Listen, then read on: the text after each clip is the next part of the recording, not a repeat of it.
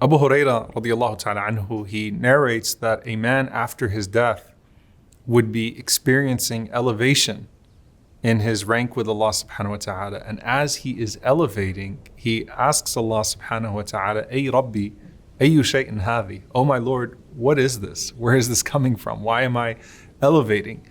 And Allah subhanahu wa ta'ala answers and says to him, Waladuka istaghfar lak, that your son sought forgiveness for you.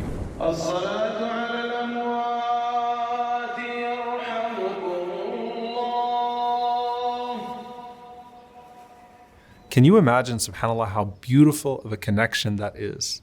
That person's soul is ascending through the ranks of Al-Jannah because of your dua, because of your supplication, and they know that it's because of your supplication. Now here's the interesting thing. The man did not ask for elevation, he was asking for forgiveness for his father, istighfar.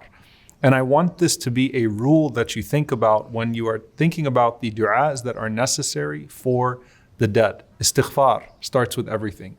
Allahumma ighfir lahu. Oh Allah, forgive him. Oh Allah, forgive her. It is at the beginning of almost every du'a that the Prophet ﷺ makes for the deceased is first and foremost istighfar.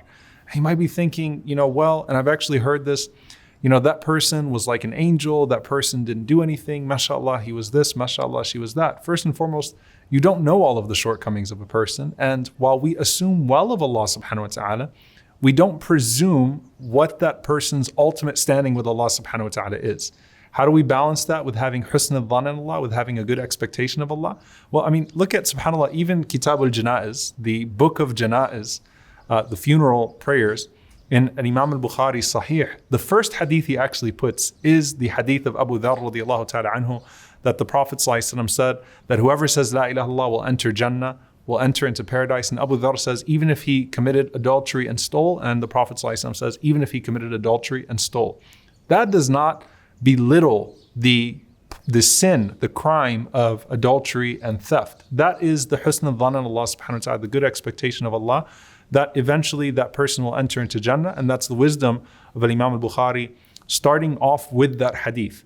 But still, you don't know what shortcomings the person actually had. On top of that, what's the connection between istighfar and elevation, seeking forgiveness, and a person being elevated in their rank? Not all istighfar is because of a sin that you recognize even of yourself.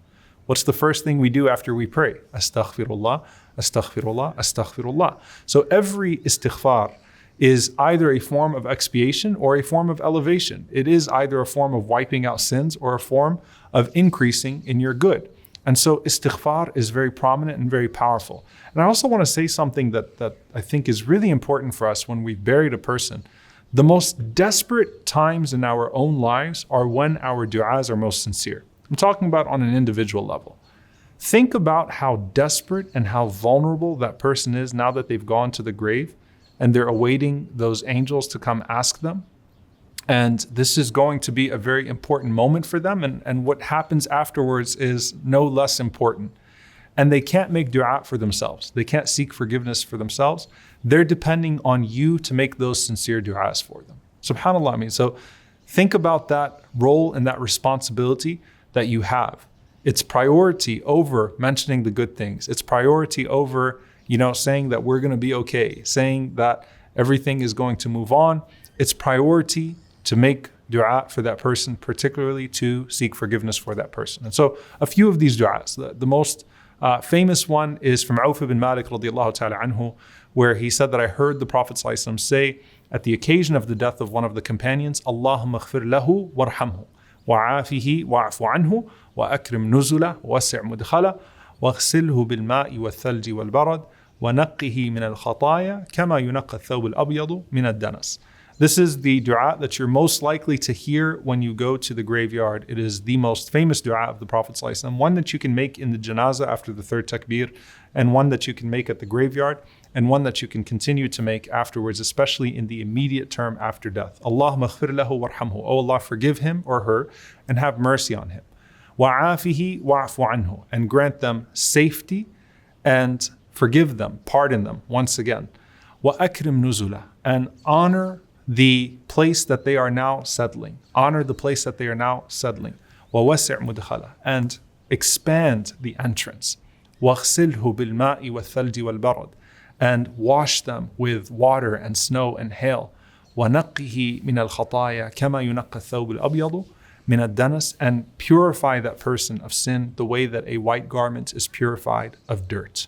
In some of the other du'as of the Prophet ﷺ, you'll even see what is prominent in our own du'as, that you mention the mercy of Allah subhanahu wa ta'ala and invoke the mercy of Allah subhanahu wa ta'ala, which is something that is to be done in our du'as, to mention Allah's attributes. And subhanAllah, one of the most powerful du'as that I could think about there, and one of my favorite ones at the occasion of death, is where the Prophet ﷺ said, Allahumma abduka wa ibnu amatik. Oh Allah, this servant of yours, the son of a servant of yours, ihtaja ila rahmatik, is now in need of your mercy, is in need of your mercy.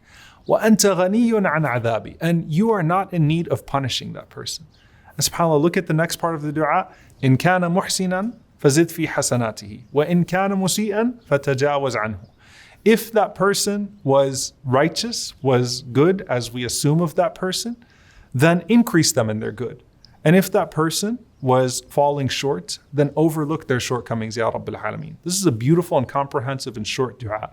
And the last one that I'll mention is one that I actually mentioned in the Angel series, and talking about Abu Salama radiallahu ta'ala anhu, when the Prophet ﷺ closed his eyes and said that do not make dua for anything except that it will be beneficial, because the angels are going to say Ameen to what you are going to say. So be careful with the words that you are about to say. As Abu Salama radiallahu ta'ala anhu has passed away, and the Prophet sallallahu alaihi wasallam said, Allahumma ighfir li Abi Salama. First and foremost, oh Allah, forgive Abu Salama. وَارْفَعْ دَرَجَتَهُ فِي الْمَهْدِيِّينَ. It starts off with a dua for his hereafter. And elevate his ranks. وَارْفَعْ دَرَجَتَهُ فِي الْمَهْدِيِّينَ. Elevate his ranks amongst those who are rightly guided. And then he mentions وَافْسَحْ لَهُ فِي قَبْرِهِ, and make his grave spacious. وَنَوِّرْ لَهُ فِيهِ, and put light in his grave. So it starts off with the hereafter, then it goes to the barzakh, and then the Prophet ﷺ says وَخْلُفْهُ فِي عَقِبِهِ فِي الْغَابِرِينَ, to take care of his descendants, to grant him succession in his descendants who have been left behind. So again, subhanAllah, if you start to even break down this hadith, there's a sequence that is present. Making dua first and foremost for his ultimate destination. His ultimate destination. Remember, what a person is about to experience in the barzakh is only a station of the ultimate destination, right? So first and foremost, وَارْفَعْ دَرَجَتَهُ فِي الْمَهْدِيِّينَ. Raise his ranks amongst the rightly guided. Then make his grave spacious and light it up, O Allah, then take care of his descendants. So, the last thing that I'll mention here, when you're praying for your loved ones, don't always stick to the script. And what I mean by that is there's a sequence, there are attributes of our dua, there is the hamd and the salawat that we have present even in our janazah, the praise and the prayers on the Prophet ﷺ. There's the starting off with forgiveness. But make dua from your heart, in your own language, in a way that you would if you were desperate yourself, as that person is desperate and in need of your du'as, especially in those initial moments.